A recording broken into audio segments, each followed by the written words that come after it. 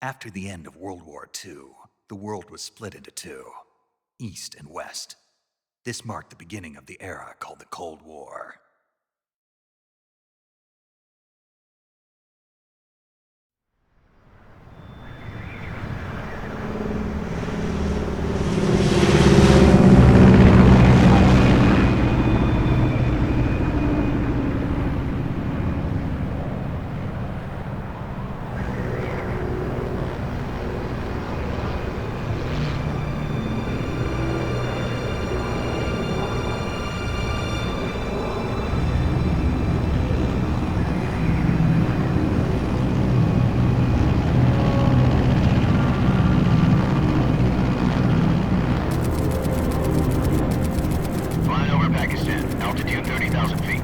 Approaching Soviet airspace. 20 minutes to drop off. Commencing internal depressurization. Equipment check. Arm main parachute. All right. You ready to go? Drop zone still showing a high pressure mass. Cav okay. Good. We've got high visibility.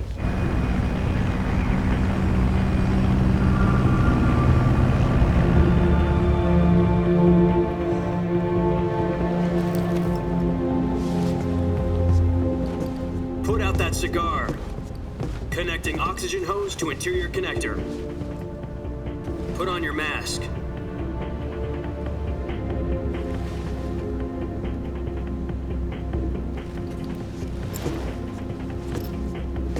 Does this panty waste know what he's doing? Approaching release point.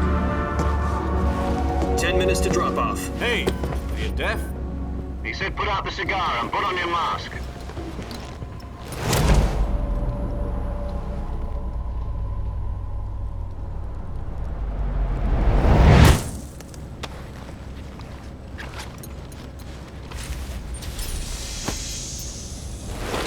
Depressurization complete. Checking oxygen supply. 6 minutes to drop off. Opening rear hatch.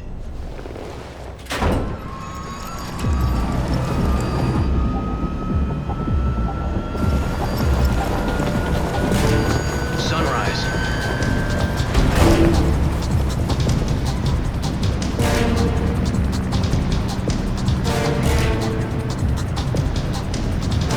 External temperature minus 46 degrees Celsius.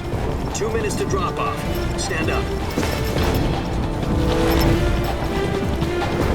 You'll be falling at 130 miles per hour. Try not to get frostbite from the wind chill. 1 minute to drop off. Move to the rear.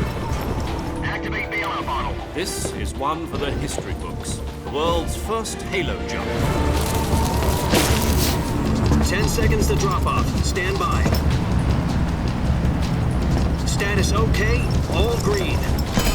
Prepare for drop-off. Countdown. 5, 4, 3, 2, 1. Spread your wings And fly. God be with you.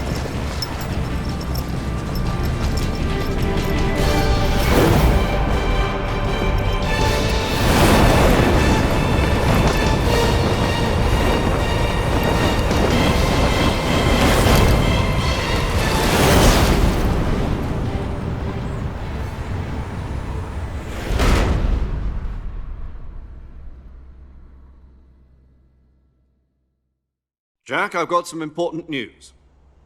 The head of the CIA has finally given us the green light for the virtuous mission. Virtual mission? No, the virtuous mission.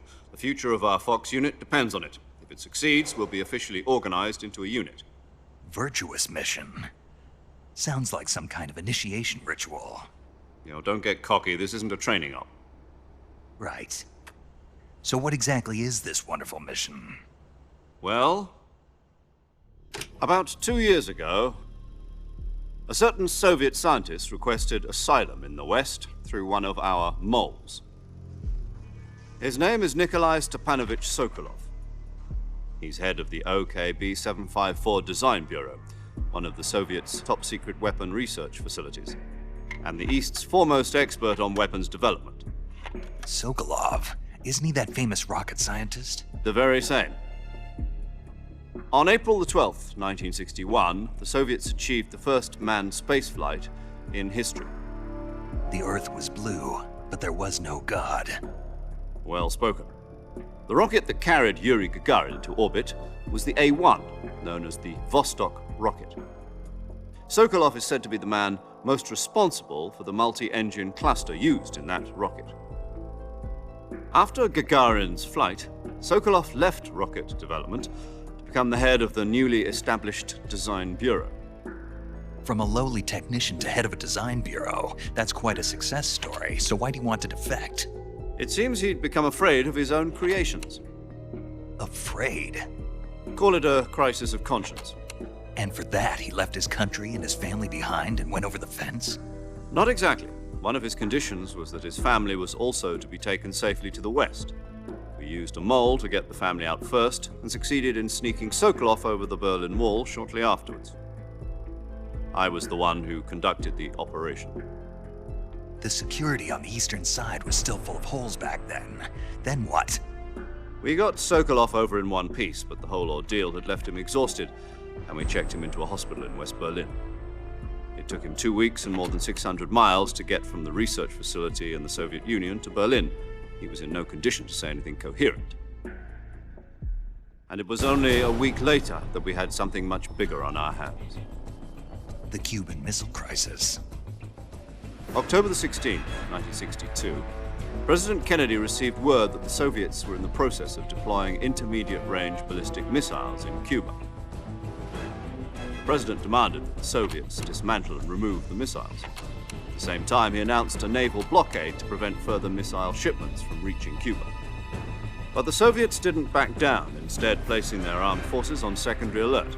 Soviet transport ships carrying missiles continued on course towards Cuba. US and Soviet forces went on alert for an all-out nuclear war. Frantic negotiations were conducted through the UN's Emergency Security Council and unofficial channels to end the hair-trigger standoff. Finally, on October the 28th, the Soviet Union agreed to remove its missiles from Cuba, and so the world avoided a nuclear holocaust. But in order to get the Soviets to pull their missiles out, we had to make a deal. You mean the one where the US agreed to remove its IRBMs from Turkey? No. The Jupiter IRBMs deployed in Turkey were obsolete, and we were going to get rid of them anyway. They had no strategic value whatsoever to either the US or the Russians. The Turkey deal was a ruse, a cover story that was fed to the other intelligence agencies around the world. So what did the Russians really want? Sokolov. They wanted us to return Sokolov. You mean the Soviets pulled out of Cuba just to get their hands on Sokolov? That's right. What the hell was he working on? At the time, we had no idea. We were running out of time. It was either give up Sokolov or risk full-scale nuclear war. In the end, we had no choice. President Kennedy gave in to Khrushchev's demand. The next day, I got Sokolov out of the hospital, handing him over to agents on the eastern side. Sokolov kept on screaming, "Save me," until he disappeared from my sight. Then a month ago, we received some new information from one of our moles. About Sokolov? Yes. He was taken back to the research facility and forced to continue working on the weapon in question under KGB supervision. What's more, it's on the verge of completion. So what kind of weapon is it? Something to do with space rockets? No, missiles. Same technology. I guess you're right. We don't know the details, but it appears to be a new kind of nuclear device. For half a year now, the Soviets have been conducting frequent nuclear tests at Semipalatinsk. Something to do with the weapon, I assume. We're talking about a secret weapon so big that Khrushchev was ready to pull out of Cuba to get it back. Is Sokolov still in the facility? No. According to our intelligence, he's in Selinoyarsk, a place in the mountains about 3 miles to the west that's known as the Virgin Cliffs. The Virgin Cliffs. Nice name for a virtuous mission. They moved him there just recently. Why? Apparently, they're conducting a field test of the weapon, but it's our best chance to get him back. This mission would never have been possible if he was still in the research facility. This is our last chance. Sokolov must have known that too when he contacted us.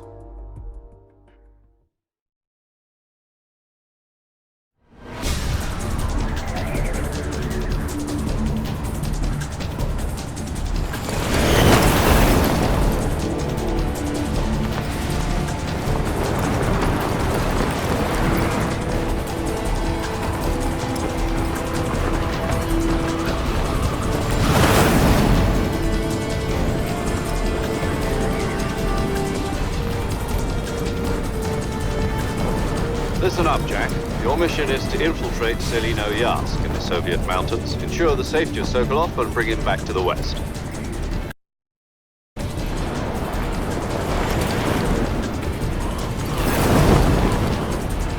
If we don't get Sokolov back before that weapon is complete, we'll be facing a major crisis. The clock is ticking.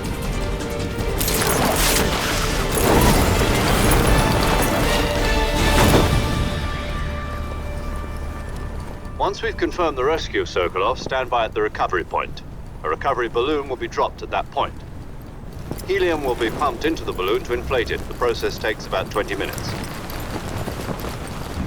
Once it's complete, the gunship's arm will latch onto the balloon and pull it up. The Fulton surface-to-air recovery system. I'm familiar with the theory. Take it easy. It's been combat proven. Do you think Sokolov is up to it? The shock will be less than during a parachute jump, and the arm can handle up to 500 pounds. So you're planning on going over the border in a single combat Talon? She's equipped with two 6-barrel 20mm Vulcan cannons, as well as two 40mm machine guns. Sounds like she could hold her own against a battalion of tanks. Even with the fuel in the reserve tank, we're facing a 4-hour time limit. If all goes well, it shouldn't take more than a few hours. Home in time for dinner. But if anything goes wrong, you'll be eating dinner, breakfast, and all the rest of your meals in the jungle.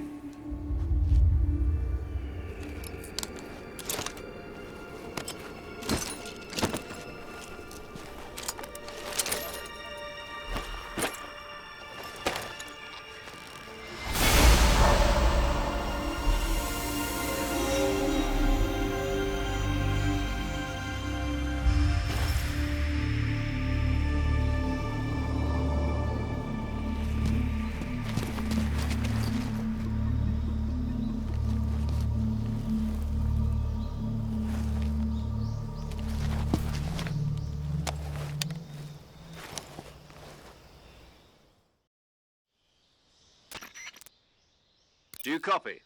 You're already in enemy territory, and somebody might be listening in. From here on out, we'll be using code names to refer to each other. Your code name for this mission will be Naked Snake. I'll be referring to you as Snake from now on. You're not to mention your real name. Snake? What, you don't like snakes? What do you mean? Well, you've eaten one before, haven't you? In survival training. I'm glad to hear that.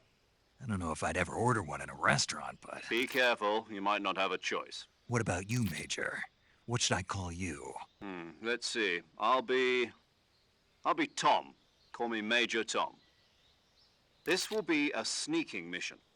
You must not be seen by the enemy. You must leave no trace of your presence. Is that clear? This kind of infiltration is the Fox unit's speciality. In other words, weapons and equipment are procured on site. That goes for food as well. You're completely naked, just as your name implies. Great. Now I see why you asked me if I like snakes. I suppose calling me Snake was your idea of a joke, too. No, there's a good reason for that. I'll tell you later when the time is right. Gotcha. Getting back to the subject, how exactly am I supposed to feed myself? You've been issued a knife and a tranquilizer gun. Use them to hunt for food. You'll also find some medical supplies in your backpack.